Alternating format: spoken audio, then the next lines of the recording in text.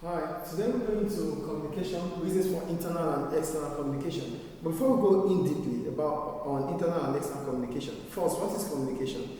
Communication is the encoding and decoding of information. That means you're passing a message from a message is being passed across. Information is being passed across from the sender to the receiver, and that is what communication is about. But we have two types of communication. We have internal communication and external communication.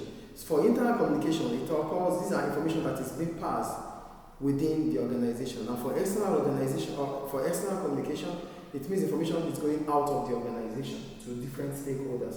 So for internal, it simply means we are passing information within the organization, which simply means probably from the supervisor to the subordinates, or from the supervisor to the manager, or from the manager to the board of directors, or from the board of directors to the managers. So these are forms of internal communication. But for external, it simply means we are passing message from the organization outside of the organization to different stakeholders. It could be suppliers, it could be customers, it could be government, it could be the bank.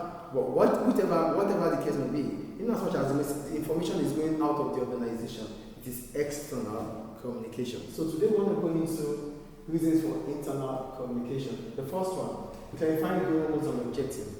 It is important for employees to understand, to have clarity about what they want to do at workplace.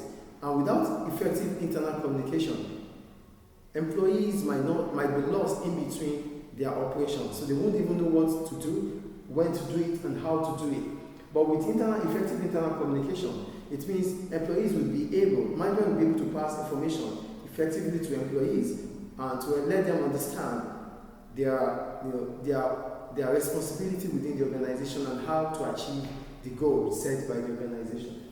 Two, managing change. Effective internal communication makes it easier for employees during changes in organizational structure. Yeah, sometimes organizational structure might change, and as soon as it changes, it is important for the management to pass information effectively to employees so that they can understand the changes that has been effective, or the changes that has occurred within the organization. Without effective communication, it might be difficult for employees to know the changes that has occurred within the organization. The third one, creating a strong organizational culture. I want to talk about culture. Culture is the way of life. So when we talk about organizational culture, we're simply talking about the way in which the organization behaves and pass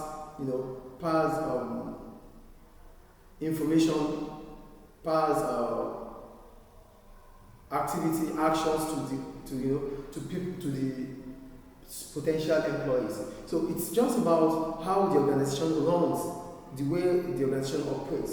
But with effective communication, with effective internal communication, it becomes easier for the management to pass positive organizational operation to employees, because at least everyone who comes in would understand that this is how things are done, and they will continue the same trend. And the fourth one, providing feedback and recognition.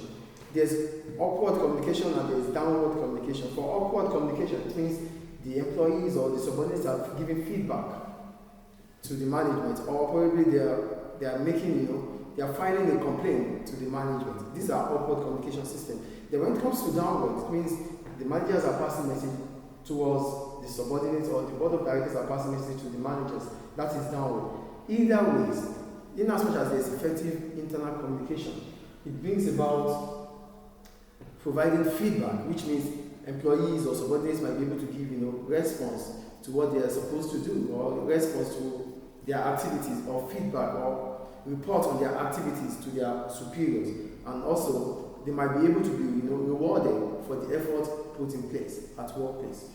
And the last one, conflict resolution. It helps to manage workplace conflict with internal communication, effective internal communication. With effective internal communication, whenever there is disagreement at workplace, it will be easy to solve, because there is information that passes through. Information is passing through the organization. So whenever there's disagreement whenever there's agreement within the organization, it will be easily solved, because information is always going to be available. Then go to reasons for external communication. The first one, building and maintaining relationships. When we talk about building and maintaining relationships, It's all about how we treat our stakeholders. It is important for the business to, to give constant information to stakeholders, because without that, their reputation will be at stake. And for stakeholders to really trust a business, it means they are able to get tangible information from the business. So effective communication is also important. The second one, understanding stakeholders. Stakeholders need. It allows the business to know what the demand of stakeholders are and to quicker response.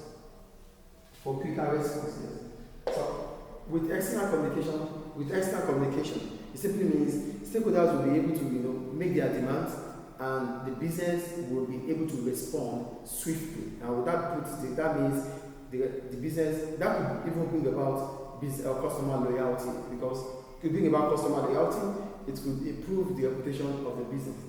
And the last one, securing finance. It allows the business to convince financiers for funding. With effective external communication, it can be used to convince financiers, investors, the banks, that they are reliable. Pass through the business plan. It could be passing information that are reliable, that could be backed up with their operations, to convince financiers like the banks or investors to invest, or to give them a loan. But without effective external communication, it might be difficult for the banks to trust a business, and as a result of that, the business might not be able to get a loan, or might not be able to get investors for expansion. So these are the reasons for both internal and external communication. Thank you.